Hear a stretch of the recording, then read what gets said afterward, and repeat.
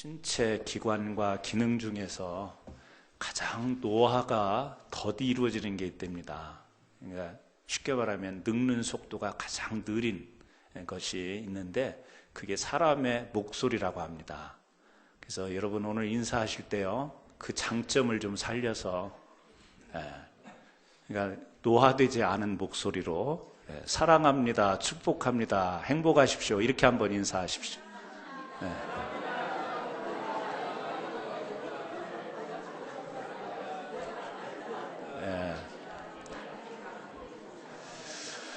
제 귀에는 굉장히 소리가 노화스럽게 들려요.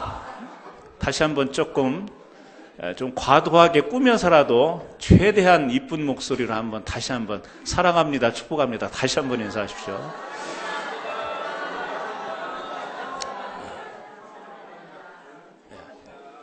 감사합니다.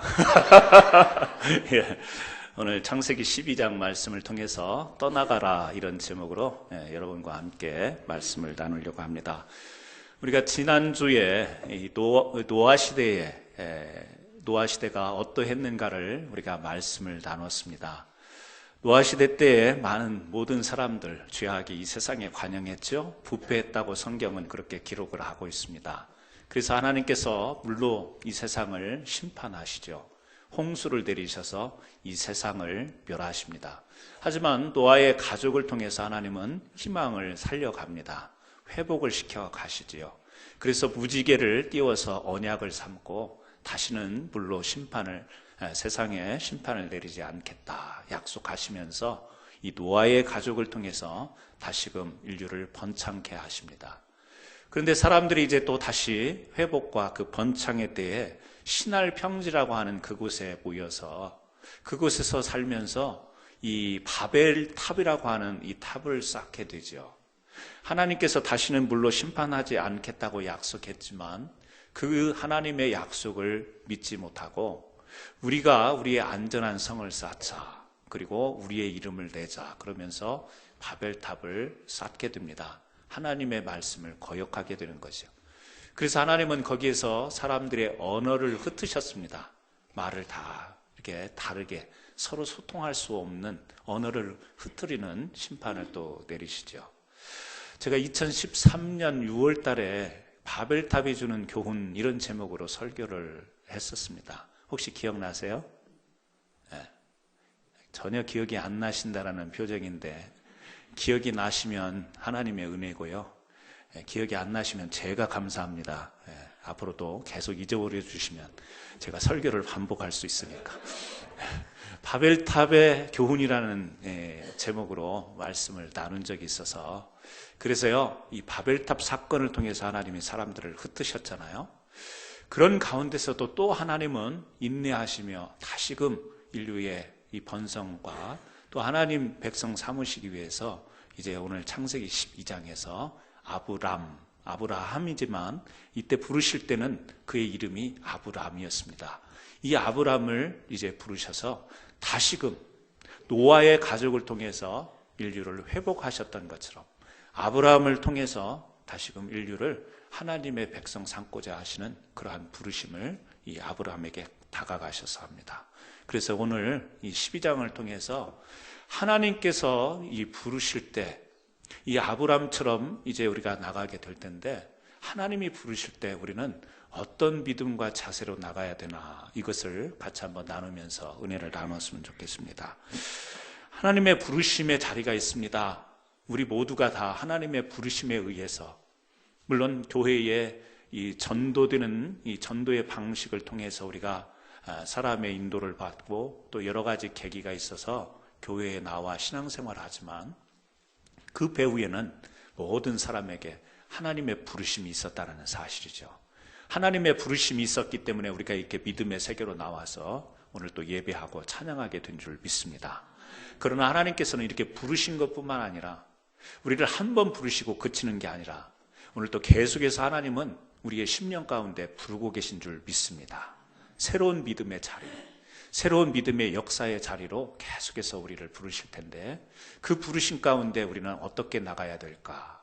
저는 첫 번째 우리가 포기로부터 출발해야 된다. 하나님의 부르심 앞에는 우리가 포기하는 것으로부터 출발해야 된다. 이런 말씀을 드리고 싶습니다.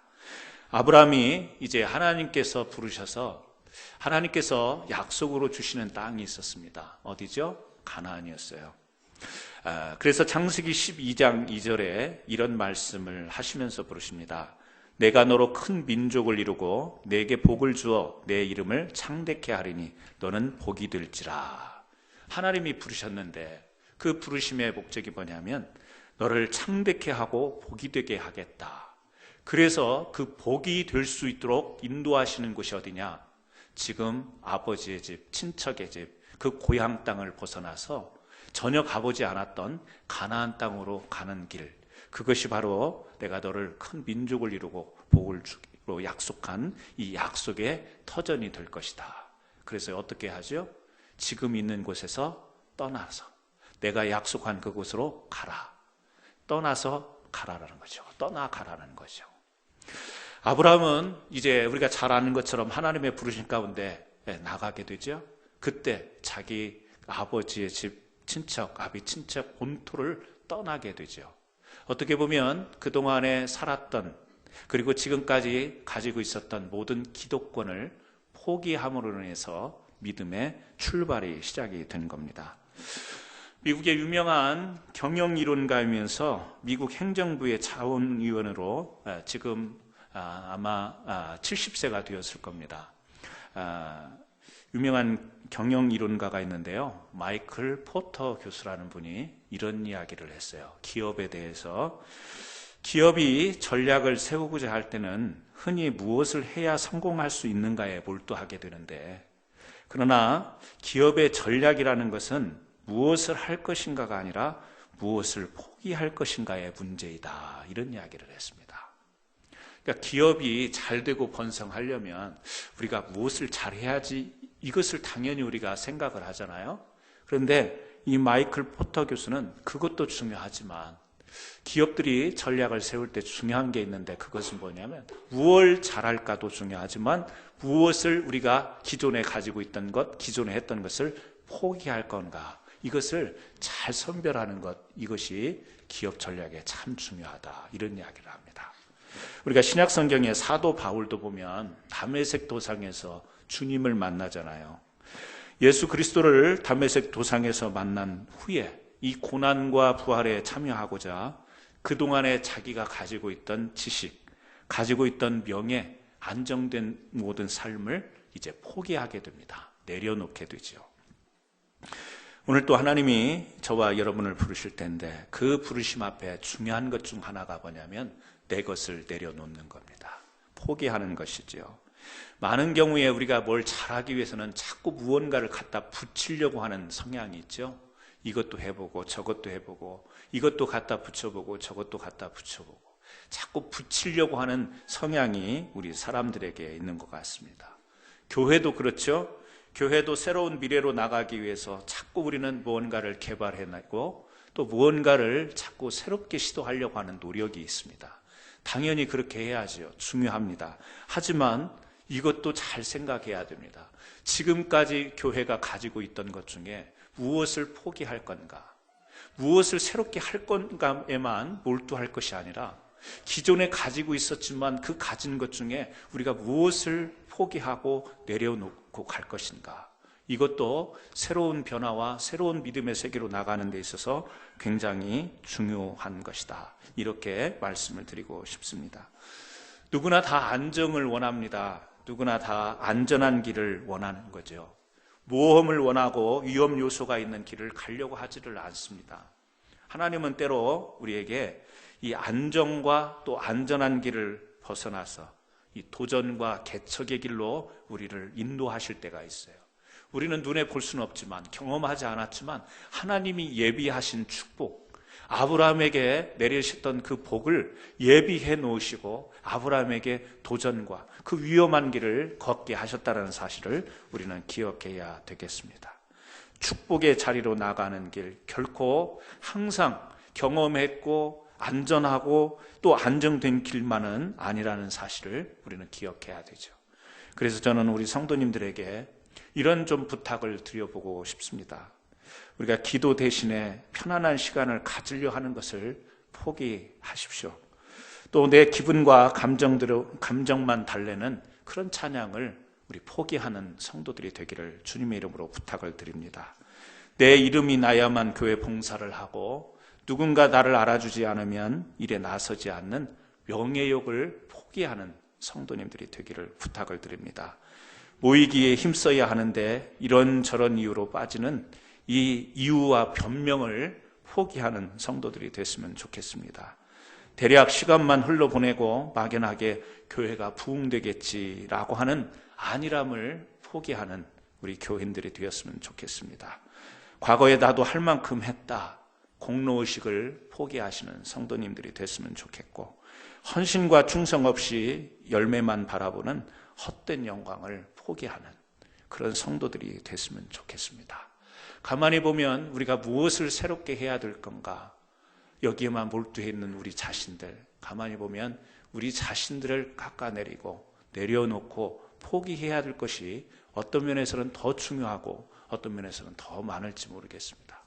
오늘 이 시간 우리가 하나님의 부르심 앞에서 아브라함이 자신의 모든 기득권과 살던 터전을 이제 포기하고 믿음의 길로 출발했던 것처럼 다시 한번 하나님 우리 각자에게 새로운 믿음의 길로, 축복의 길로 오늘 또 인도하실 텐데, 오늘 또 우리 교회를 그렇게 부르실 텐데, 오늘 우리 교회가 무엇을 내려놓고 그 주님의 부르심 앞에 나갈 건가?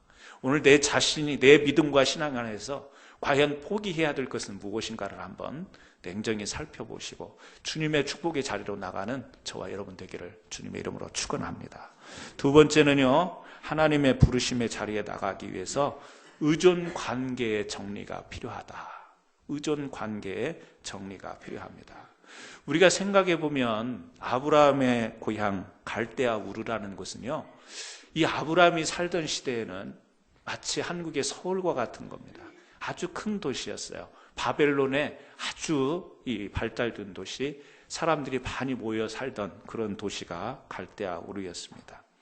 그래서 우리가 그런 생각을 해볼 수 있잖아요. 그렇게 인구가 많고 발전된 도시 가운데 오히려 이 아브라함을 그곳에서 내가 너와 함께 할 테니까 여기에서 네가 복의 근원이 되어라, 이렇게 하면 자기 친척과 또 식구들만 전도해도 굉장히 많은 사람들이 있었을 것이고 또 지인들도 그곳에 많이 있었을 것이고, 사람이 이게 큰 물에서 놀아야 된다 그런 말처럼 그런 곳에 이 갈대아 우르라는 그 지역에서 하나님이 사명을 주시고 복이 되도록 하셨으면 좋았을 텐데 왜 그곳을 떠나서 척박하고 사막과 같은 그런 이 가나안 땅, 광야 같은 그런 땅으로 하나님은 부르셨을까? 우리 계산에는 갈대아 우르가 더 나아 보이죠. 그런데 하나님은요, 그곳을 떠나라고 해요. 그리고 사람도 별로 없고 농사도 잘 지을 수 없는 척박한 그곳으로 인도하죠. 왜 그렇죠? 우리가 잘 압니다. 잘 아는 것처럼 하나님께서는 모든 그가 아브라함이 의지할 수 있는 모든 것들을 다 끊게 만드시는 거예요. 가족, 친척을 의지할 수 있는데 그것을 끊으라는 거죠. 그리고 그동안의 삶의 기반을 다 형성했던 그 모든 것들 다 끊고 오직 하나님의 말씀 하나 붙들고 하나님만 의지하여 나아가라고. 하나님만 의지할 때 축복에 이르를 수 있는 것이라고. 그리고 하나님께서 세우신 일을 달성하게 될 것이라고. 하나님은요, 그래서 우리가 볼 때는 갈대아 우리가 참 그 당시에 모든 문화와 문명이 발달했던 도시고 많은 사람들이 있었음에도 불구하고 아브라함을 떠나게 하셨죠. 여러분, 우리가 이 애굽에서 이 430년 동안 노예 생활했던 히브리 민족 잘 기억하시잖아요. 하나님께서 그 민족을 내 백성 삼기 위해서 꼭 그렇게 애굽에서 탈출하여야만 했던가? 오히려 당시에 최고의 문명의 도시였던 이 나라였던 애굽에서 하나님이 여러 가지 10가지 재앙을 내리면서 바로와 그 애굽 사람들을 완전히 굴복시키고 거기에서 430 오랫동안 이제 노예 생활을 하긴 했지만 그곳에 실정을 잘 아는 이 유대 백성들로 하여금 그곳에서 하나님이 하나님의 백성 삼으셨으면 안 되었을까? 마찬가지죠. 뭐죠?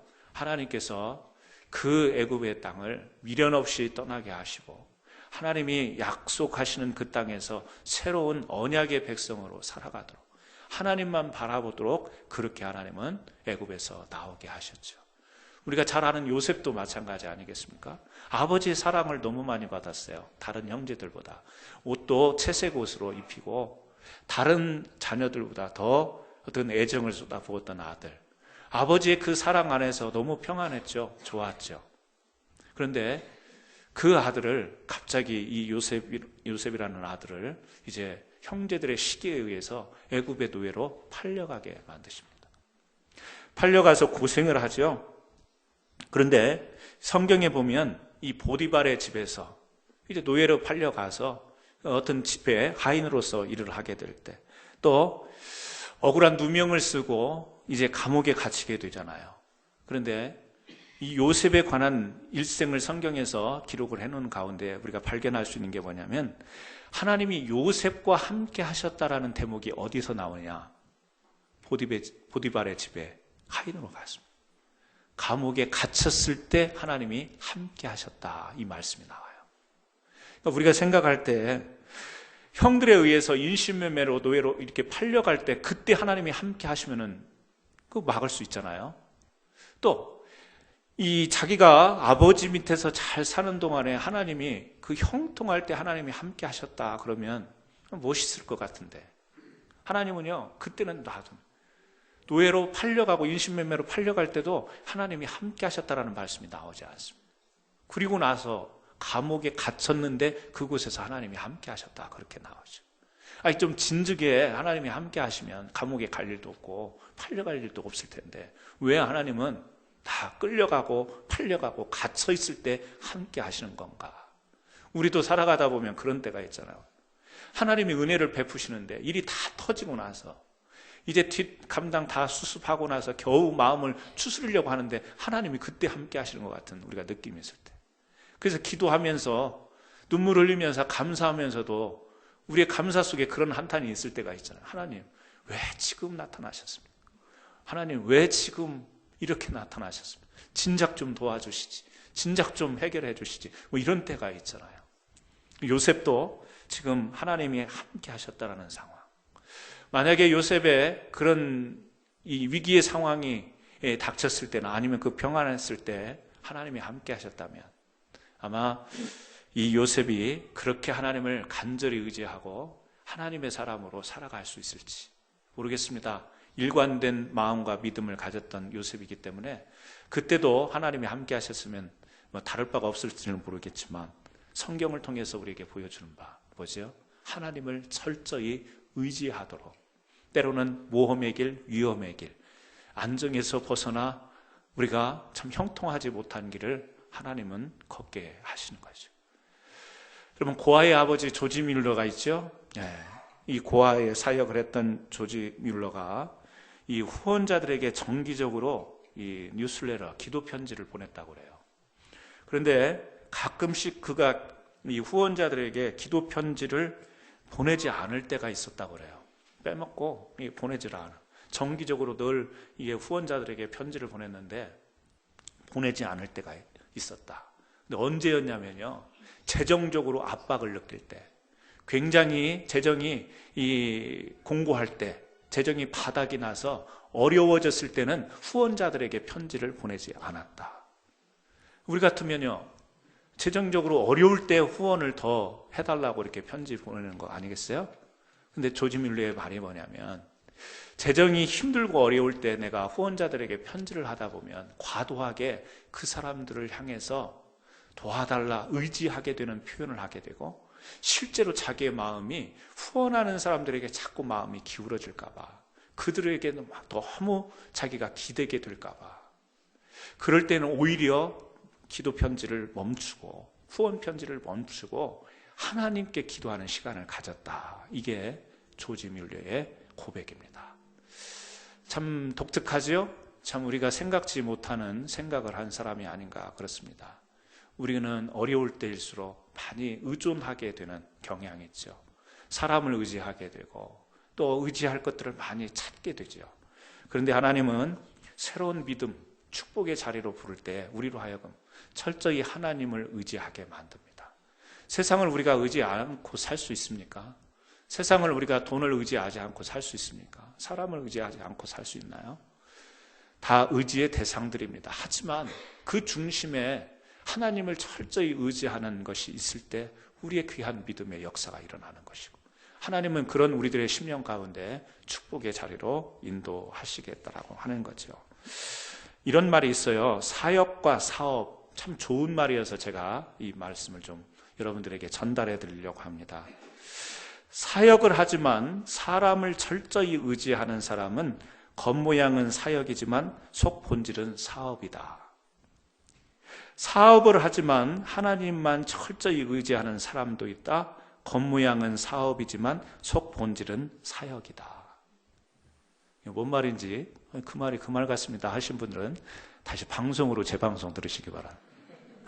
네. 사역을 하지만, 주님의 일을 하지만, 사람을 의지하고 주님의 일을 하면 그것은 겉으로 보면 교회의 일, 사역 같지만 속 본질은 뭐다? 비즈니스다, 그 이야기예요. 우리가 겉으로 비즈니스를 하지만 하나님을 의지하고 비즈니스를 하면 겉으로 보면 그 사람이 비즈니스 하는 것 같지만 실제로는 그 사람은 뭐 하는 거다? 주님의 일을 하는 거다, 그런 말이죠. 참 좋은 말, 멋있는 말이라고 생각합니다. 저는 여러분들이 다 사업하고 일터에서 우리가 직장에 생활하고 이렇게 살아가지만 그 본질을 보면 다 사역하시는 분들이 되기를 주님의 이름으로 축원합니다. 교회 일을 한다고 하는데 그 속을 들여다보면 뭐가 있어요? 개인의 사리사욕, 개인의 사업, 비즈니스가 들어있으면 온전한 것이 되지 못하겠죠. 시편 94편 9절에 이런 말씀이 있습니다. 귀를 지으시니가 듣지 아니하시랴, 눈을 만드시니가 보지 아니하시랴. 하나님이 우리를 지으셨는데 귀도 지으시고 눈도 만드셔서 우리의 모든 것을 알고 계신데 하나님이 무관심하겠냐라는 거예요. 우리에 대한 관심을 가지고 있는데 그 우리를 알고 계신 하나님, 관심을 가지고 있는 하나님 앞에 우리가 철저히 의지하고 나갈 때 하나님이 우리를 새로운 믿음의 변화로 이끌고 가실 수 있다는 거지. 하나님을 의지하지 못하고 다른 것을 붙들고 있는데 어떻게 새로운 자리로 이끌어 갈 수 있겠냐. 의지의 관계를 우리에게 정리하도록 말씀하십니다. 아브라함은요, 이 아비 본토 친척집을 떠나게 만드세요. 그런데 아브라함과 함께 떠났던 조카 롯이라는 사람이 있어요. 이 조카 롯, 형제 하란의 아들인데요, 이 하란이 일찍 죽어요. 그래서 조카 롯도 이 아브라함을 의지하고 아브라함도 이 조카 롯을 굉장히 사랑하면서 서로 안정감을 누리죠. 왜? 가족 혈연이니까 그 혈연의 정을 나누는 거예요. 그런데 하나님을 보십시오. 이 가나안 땅에 가면서 그리고 가서 이 정까지 끊어버리세요. 이 성경을 들여다보면 하나님을 의지하게 하는데 어떻게 보면 참 냉정하다 싶을 정도로 이 아브라함과 조카 롯의 이 정으로 맺혀진, 혈연으로 맺혀진 정마저 끊어버리죠. 왜? 하나님께서 이제 가나안 땅에 가서 이 부하게 만드시죠, 아브라함을. 그때 이제 이 조카 롯에게 따랐던 사람들, 아브라함에게 따랐던 사람들이 번성해지면 자꾸 충돌이 일어나잖아요. 다툼이 일어나니까 이제는 우리가 이곳에 와서도 살만하니까 이제는 나눠서 살자. 자꾸 이렇게 한 집안에서 불편한 일이 생기면 되겠냐. 나눠 살자. 물론 불편한 일이 생겨서 나눈 것 같지만 그동안의 조카 롯과 아브라함 사이는요, 굉장히 끈끈한 정을 나눴어요. 정, 감정이죠. 서로를 보면서 안정감을 누린 거예요. 정서적으로. 네가 있으니까 내가 든든하다. 아유, 삼촌이 계시니까 제가 이렇게 살 수 있죠.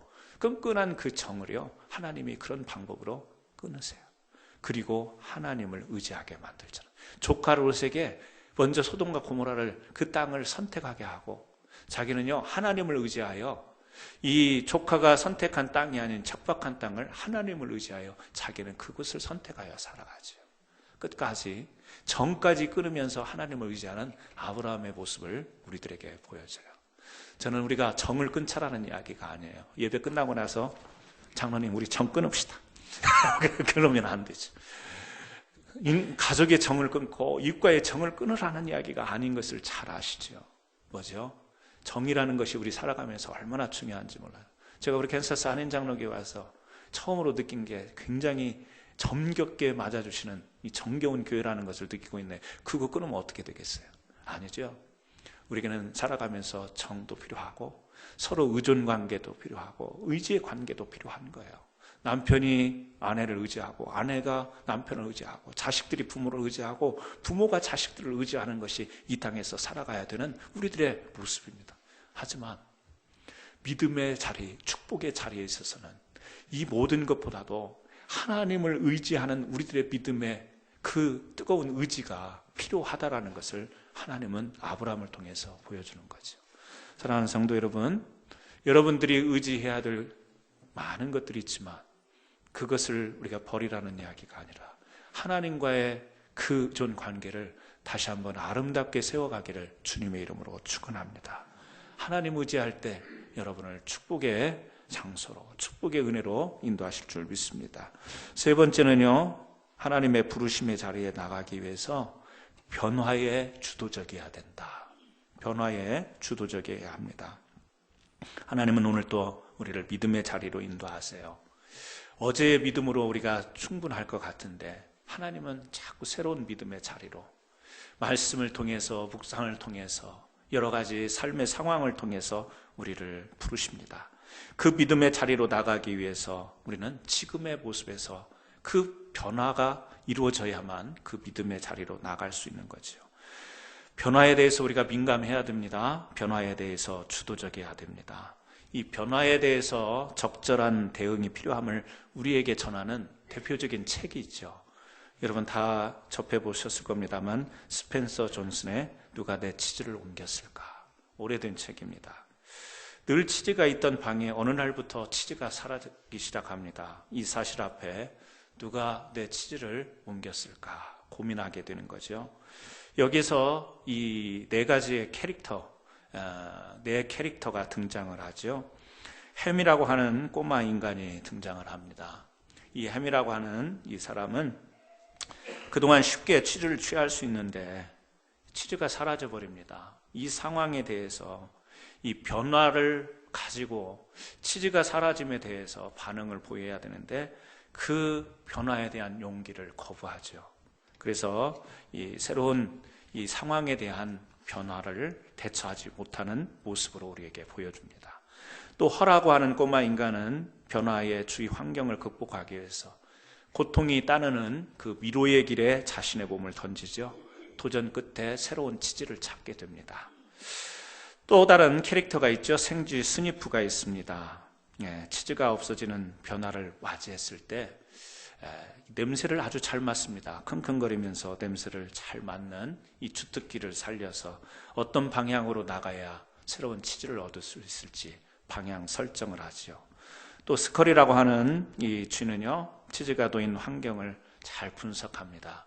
그리고 이제 그 다가올 변화를 예측하고 결단력 있게 나서는 이런 모습으로 우리에게 보여주고 있죠. 우리도 이 신앙생활 가운데 이 햄과 같이 하나님의 부르심의 자리에 안주만 하고 있는 그런 모습을 가질 수도 있습니다. 또 허와 같이 나의 주어진 믿음과 삶, 사역을 한번 진지하고 냉정하게 생각해 보면서 이 주님의 부르심의 자리에 이 변화의 길에 나서는 그런 사람도 있죠. 또한 스니프처럼 자신의 후각, 예리한 후각을 가지고 자신의 가진 달란트, 자신이 가지고 있는 은사를 가지고 지금 이 변화가 필요한 거냐, 어떤 변화가 필요한 거냐, 어떤 우리들의 바꿈이 필요하느냐, 이런 것을 고민하면서 잘 통찰하는 통찰력을 갖는 사람.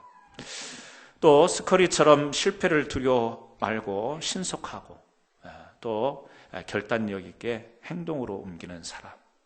우리 신앙의 모습 가운데도 또 우리 성도들의 모습 가운데도 다양한 모습이 있을 거라고 생각이 되어집니다. 오늘 하나님께서 우리를 은혜의 자리로 부르실 때가 있습니다. 이때는 우리가요, 주저 말고 이 하나님의 부르심 가운데 믿음의 결단력을 가지고 나설 수 있는 그런 용기가 교회와 성도에게 필요한 줄로 믿습니다. 변화에 주도적으로 우리가 나서기 위해서 필요한 것 중에 하나가 자신의 내려놓음이죠. 자신을 내려놓게 될 때 우리가 주님의 부르심 앞에 나갈 수 있는 겁니다. 성경에 보면 다스리는 인생과 종노릇하는 인생을 많은 비유를 통해서 우리들에게 보여주고 있어요. 다스리는 인생, 아니면 종노릇하는 인생. 우리가 가끔 그런 이야기를 듣습니다. 저 사람은 돈 가지고 움직일 수 있는 사람이 아니다. 그런데 반대로 또 이런 사람이 있죠. 저 사람은 돈만 주면 무슨 일이든지 할 수 있는 사람이다.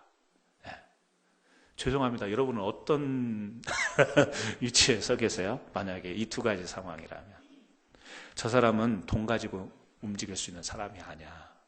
또 한쪽은요, 저 사람은 돈만 주면 돼. 무엇을 이야기할까요? 다스리는 사람과 종노릇하는 사람의 구분입니다. 돈 가지고 움직일 수 있는 사람이 아니다. 뭐죠? 자신의 삶을 잘 다스릴 수 있는 사람이에요. 돈을 다스릴 수 있는 사람.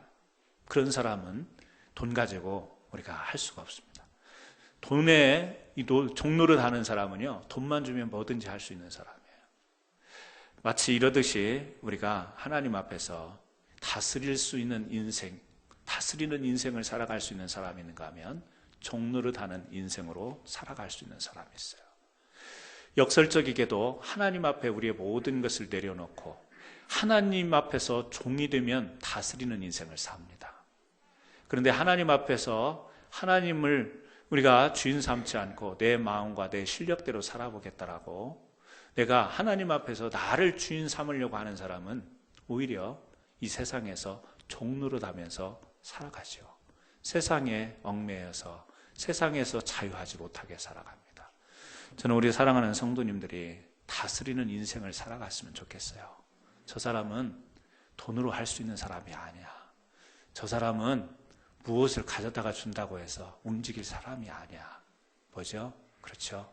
하나님 앞에 철저히 자신을 내려놓고 믿음과 신앙으로 하나님을 의지하는 가운데 하나님의 주신 복으로 다스리는 인생. 아브라함이 하나님의 부르심 앞에 꼼짝없이 종으로 나섭니다. 하지만 가나안 땅에서 이제 그는요, 아브라함, 이삭, 야곱, 요셉으로 이루어지는 이스라엘 민족. 그래서 이 세상에 하나님의 백성으로 세상을 다스리는 믿음의 조상으로 우뚝 서게 되는 거예요. 종으로 부르심을 받았는데 세상을 다스리는 믿음의 조상이 됐습니다. 우리가 다 하나님의 종으로 부름을 받아야 되겠습니다. 그래야 이 세상에서 다스리는 인생을 살 수 있습니다. 하나님 앞에서 종이 되기 싫어하는 사람들은 세상에서 주인 삼고 세상을 다스릴 것 같지만 전혀 그렇지가 않습니다.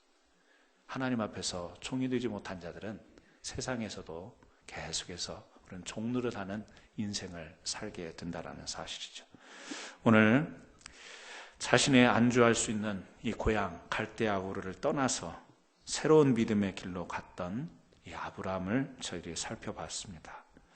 오늘 또 우리 각자 우리 한 분 한 분에게 하나님은 새로운 축복과 믿음의 자리로 부르십니다. 우리 교회도 하나님께서 새로운 믿음의 자리, 축복의 자리로 부르신다고 저는 믿습니다. 그러하기 위해서는요, 우리가 무엇을 내려놓아야 될까를 진지하게 고민할 수 있기를 바라요. 무엇을 내가 지금 내려놓고 내 개인의 믿음, 공동체, 우리가 가지고 있던 어떤 것을 포기하고 내려놓아야 될까? 또 그동안에 많은 의존하는 것들이 있지만 그것보다는 더 주님을 의지하고 더 사모할 수 있는 우리 성도님들이 되기를 주님의 이름으로 축원합니다. 하나님께서요, 다스릴 수 있는 사역이 있는 교회로 인도해 주시기를 바라요. 저는 우리 교회가 자꾸 세상에 끌려가는 교회가 되지 않고 세상에 종노릇하는 교회가 되지 않았으면 좋겠습니다. 요즘에 교회들이 세상에서 손가락질 당하잖아요. 그게 뭘까요? 교회가 세상에서 손가락질 받는 것은 교회가 이미 종노릇하고 있다는 거예요. 교회가 세상을 주도해 가야죠. 세상에 영향력을 끼쳐야죠. 세상에서 교회가 주인 되는 그 다스리는 그런 역할을 감당해야 되지 않겠습니까? 그래서 우리 교회 안에 있는 우리 각자에게 있는 그런 잘못되어진 아니면 너무 안주하려고 하는 편안하기만 하려고 하는 모든 것들을 내려놓고 위험해 보이고 모험 같지만 우리가 일어나서 함께 주님을 의지하고 전진해 나가서 세상에 필요한 것과 또 이 복음이 필요한 것에 열렬한 열정을 가지고 다가가서 이 세상을 다스릴 수 있는 교회와 성도로서 다시 한번 서는 귀한 역사가 우리 캔사스 한인 장로교회에 있기를 주님의 이름으로 축원합니다. 기도하십니다. 하나님 아버지 감사합니다.